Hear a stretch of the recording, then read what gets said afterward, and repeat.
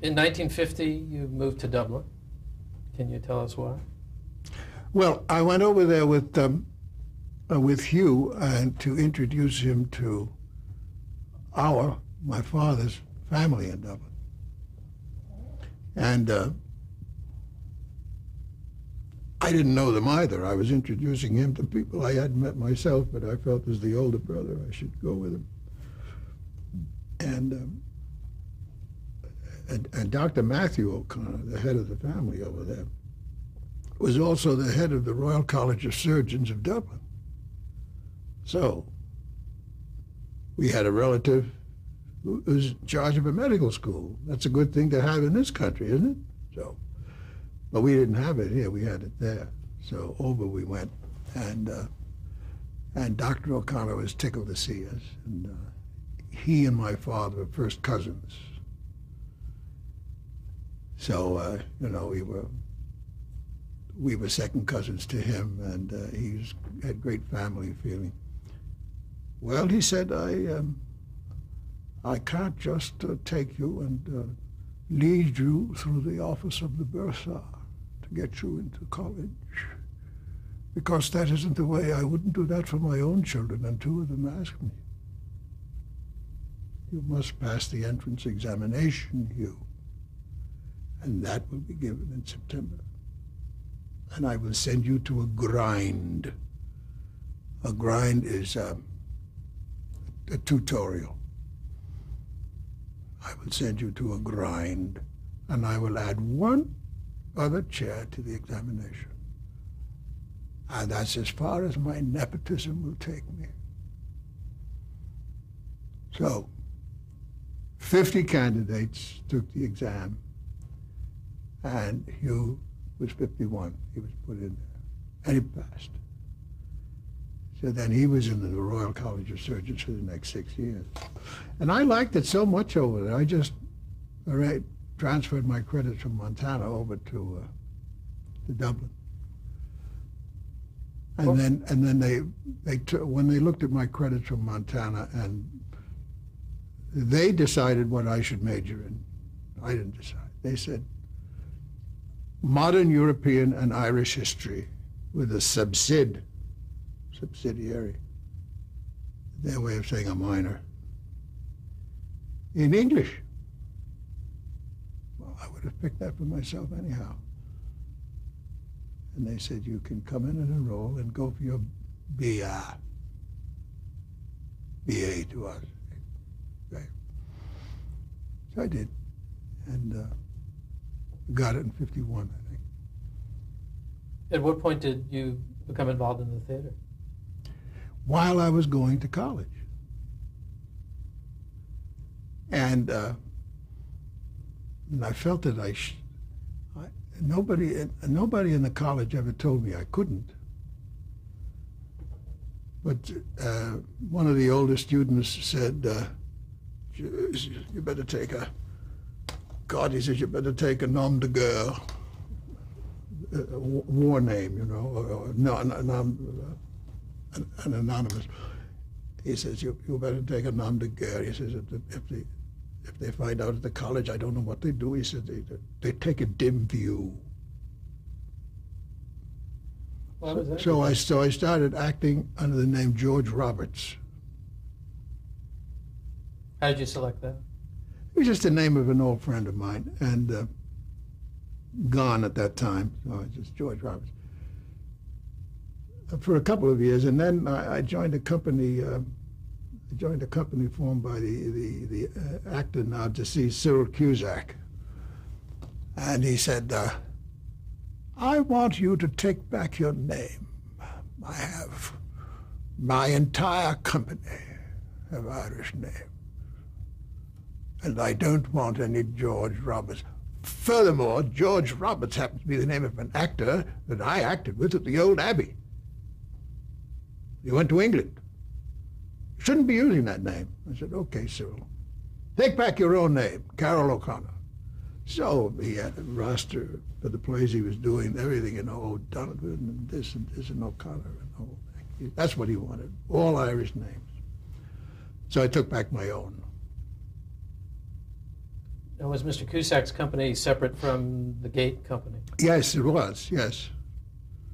And both separate from Sheila Richards' company. Can you talk a little bit about the Gate? Oh, well, the Gate was the best experience I ever had as an actor. I was in 8 plays with the Gate Theater over a period of 2 years. 8 or 9, I forget. But the Gate was a theater that was formed in 1927 by MacLeomore and Edwards, 2 partners, who were actors, directors, writers, everything. And their goal was to bring the world repertoire to Dublin. The Abbey was over there doing Irish stuff, and that was its policy. So these 2 wonderful performers, they would, they would do the plays that were the plays of the 20s, that were being done in Germany and France. And mostly Germany. Germany had a very active theater in the 1920s and the 30s. So they did Elmer Rice's Adding Machine. They did plays by Gerhard Hauptmann and Sartre and all these people in Dublin, and they were very, very much appreciated. They were also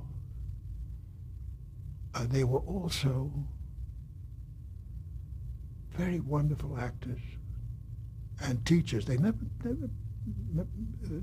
presented themselves as teachers, but you had to learn watching them and being with them. And anything I ever learned about the theater, I learned in the 2 years or 3 years I was with them. I don't think I've learned anything new since. What were some of the key things you learned about acting? I learned how to act on stage. Acting in the movies, of course, is another thing. And requires another... It's the same, creating a character. It's not that much different, but the play requires a start and a momentum right to the finish that you have to, This is the arc of the... Well, I mean, you get on the bicycle in the play, and you're supposed to ride the bicycle over the hill and finish. You don't stop. But the movies, you don't start at all. You might start at the end. You might start in the middle. It requires a different kind of concentration. And you have to keep your whole part in mind in the movie, and to sort of keep it together. Remember one of the main jobs of a director in the movies is to remind you where you were the last time you worked and what your attitude was. Any kernels of wisdom from the partners? Oh, very much, yeah. Oh, yeah, very much. There's one I describe in the book about how we were doing a play called Ring Round the Moon, and I was playing a part that should have been funny, and it wasn't funny at all. I was boring everybody to tears in it. I played a lepidopterist, you know what that is, a butterfly catcher. And one of my business going around the stage at one point with a big net catching these things. Anyway, I played a silly fellow. He was very funny, and I got no laughs at all, no laughs. And I said to Michael MacLeomore one night, I said, Michael, Hilton never should have cast me. I'd like to get rid of me and put somebody else. Oh, no, darling. He said, no. We might get somebody who's making the same mistake you are, and then what? And I said, oh, Jesus, what mistake? Come here. Into his dressing room we went. And now, he said, you, as the character, know you're funny. And that's the death of you. The character must never know he's funny. The funniest man, he says, in a play is the most serious man on the stage. That was Archie Bunker, wasn't it? That was Archie Bunker. He never thought he was funny. He never came into the house with a smile or a laugh on his lips. Nothing was funny to him, and God forbid anybody told him he was funny. Well, I learned that back then. And I cured it in the very next day at a matinee. I came on and I played this character very seriously, very disturbed at what was going on, very disturbed. And of course, I got all the laughs. I've passed that on to people over and over, during the years. You can't. But I'm afraid there are actors today and comedians who know they're funny, and it takes away from their work. In '51, you made your first TV appearance. Yes, in the London. BBC Yes, production that's right, of yeah. The Whitehead Boy. Can you Yes. describe that experience? Well, The White-Headed Boy is a play by Lennox Robinson, who was one of the directors of the Abbey Theatre. And Lennox wrote a number of Irish plays. Some of them came to New York. They weren't very important plays, but they were very, very entertaining plays. And Lennox Robinson knew how to craft a play. He just knew how to do it. There were a number of parts in that play.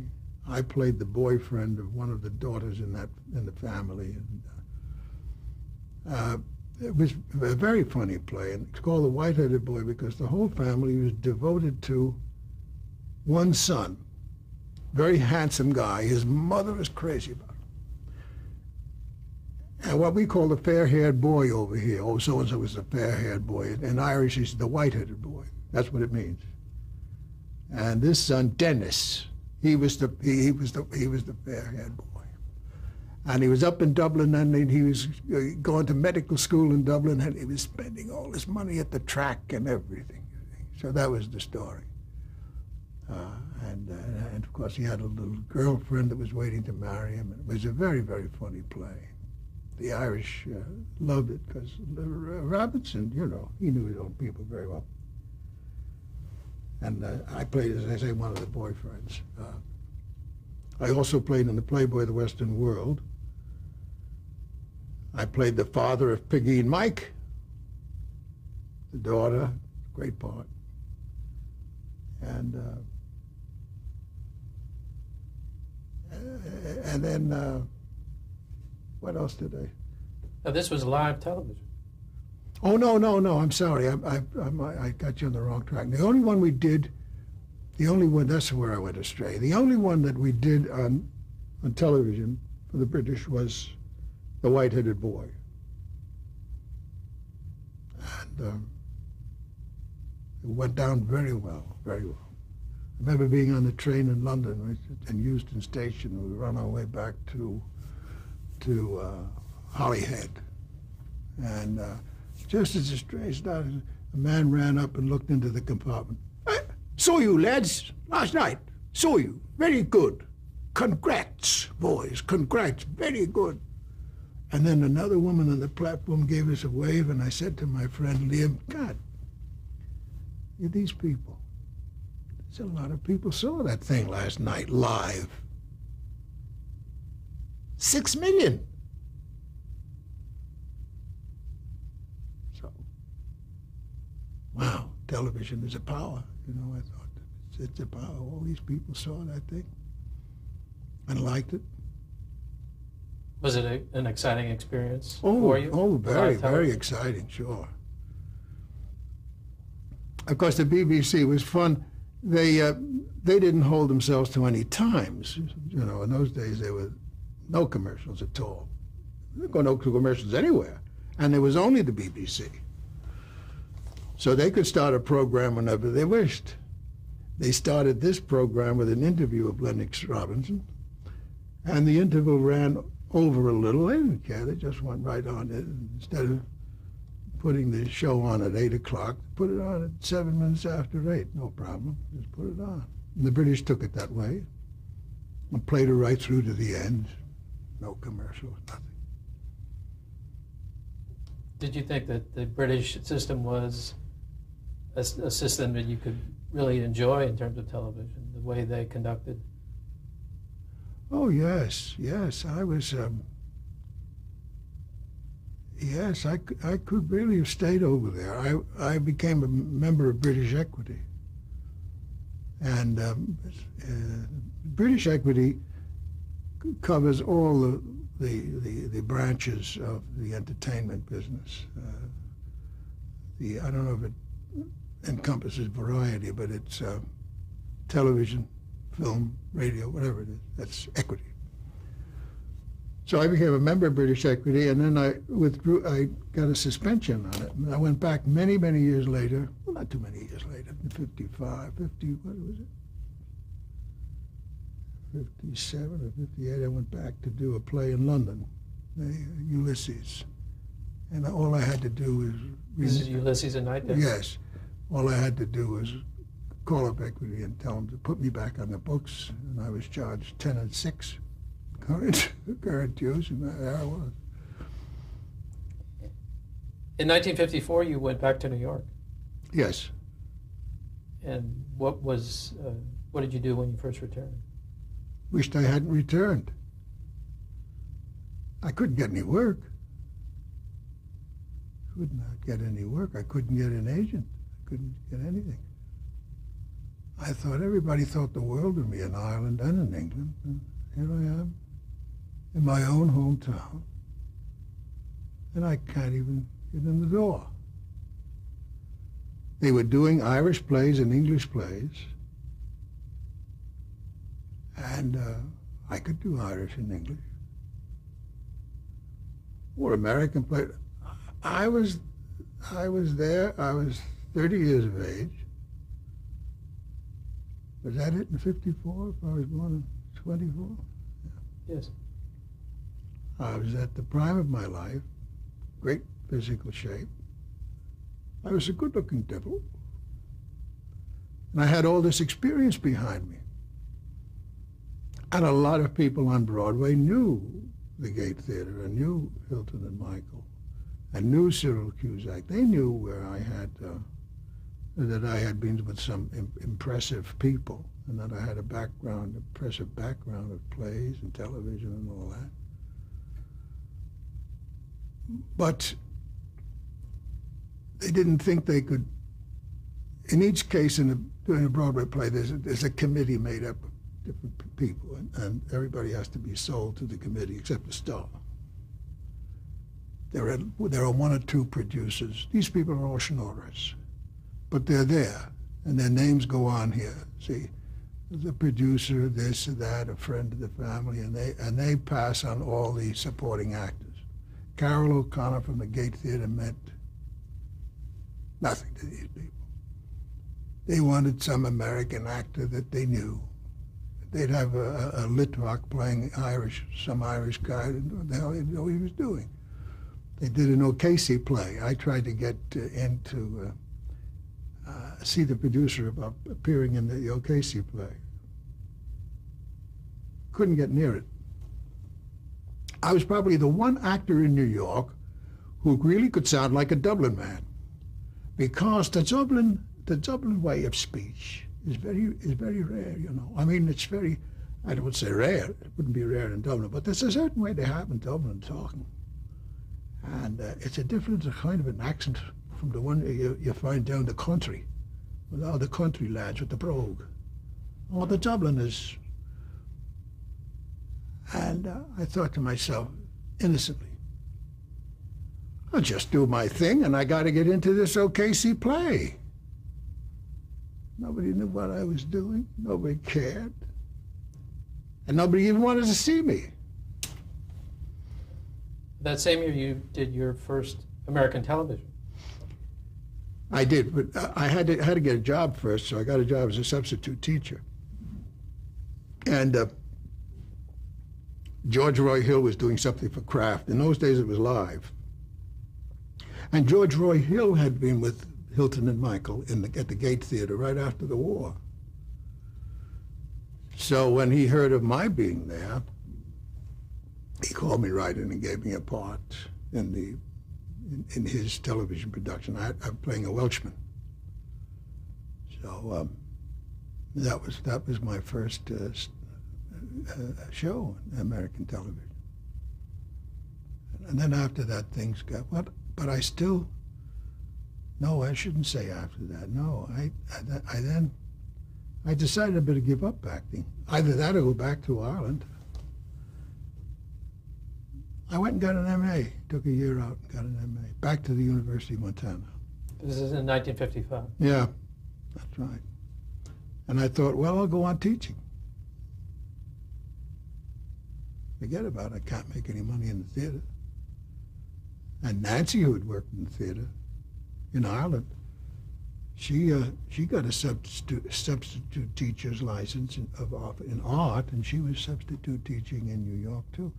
So between the two of us, we had a nice income, nice apartment, 2 teachers, and it's easy just to sort of kind of forget the other thing. So were you involved in theater at all at Montana, or it was a hiatus from theater? Oh, when I went back out there to do the MA? Yes. Oh, no, I got involved a little bit there because they asked me to direct the school musical, which was Carroll. And the head of the drama department begged me to play Shakespeare with his company, with the students. So I said, well, I've never played Shakespeare. I've seen him and I've read him, and what do you want me to do? I want you to play it. What is it supposed to play? He says, Othello. So I put on the makeup and the whole thing and played Othello for him. The student who played Iago got better reviews than I got. From the student paper, of course. Iago always gets the reviews. Great villain. He's a great villain. Wow, I should say. He always gets the reviews. So anyway, so I did that while I was there, and I did I did the school musical. And that was nice. Then we back to New York, and we taught. Until somebody, a friend of mine, offered me a job in a winter rep company. They were going to go to St. Louis. And so Nancy and I just quit teaching, joined the rep company, went down to St. Louis. And St. Louis was inundated by snow that winter, and nobody came to the theater. In 1958, you made your Broadway debut. 58, was it? That's what I have. 58. No. Does that sound right? 57 and 58, we were off Broadway. Burgess Meredith directed Ulysses. And we were in that off Broadway. Zero Mostel was in it. And, then we took it to London. We took it back to London. How did you get the role in Ulysses? I got the role in Ulysses because I saw something in Variety about them casting, and I called up and I proposed that I come in and read for them. And the guy on the phone he didn't care whether anybody came in or not. I said, listen, you're going to have to give me the role in Ulysses of Buck Mulligan. I knew the role. I knew from the novel what the role was, you know. And you won't find anybody in New York who can play it but me. And you tell Meredith that too. So anyway, I got an appointment the next day at the theater to meet Meredith, 4 o'clock, and read for this role. I come in at 3:30 and Meredith is leaving the theater. I'd never met him before. I said, wait a minute, I have to see you in half an hour. Where are you going? Burgess said, what? I said, I have an appointment to read for you 30 minutes from now, and you're leaving the theater. And I came all the way in from Rockaway Beach, where I have a little apartment. I drove all the way in here and fought the traffic, and I'm making a big thing, and Burgess is looking at me. Okay, he said, okay, give me, let's go back into the theater. Give me a script. Somebody said, the script's just left. They left, says Burgess. He says, yeah, we took them all because we're going to be in another place tomorrow. Oh, he said, where's my script? Went to. Burgess says,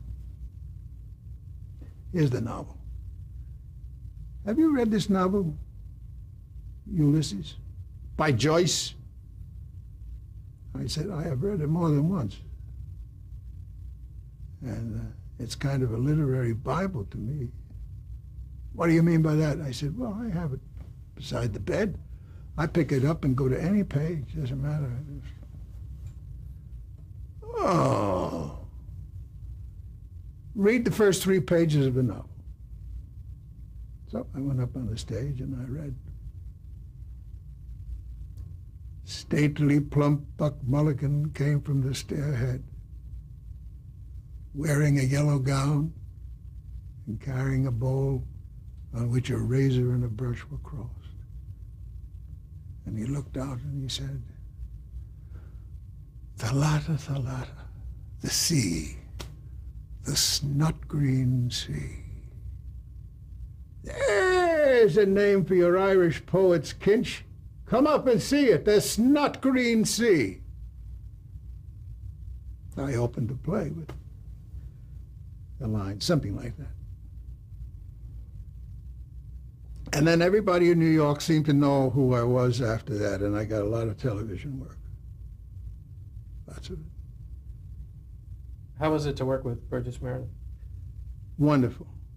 Wonderful. He was in the same, he was from the same sort of milieu as Edwards and McLeomore. You know, doing fine theater, great theater. And he was an absolutely brilliant actor, a brilliant director, and a dear, dear friend, one of the dearest friends I ever had. We're going to stop tape here. Sure. We'll talk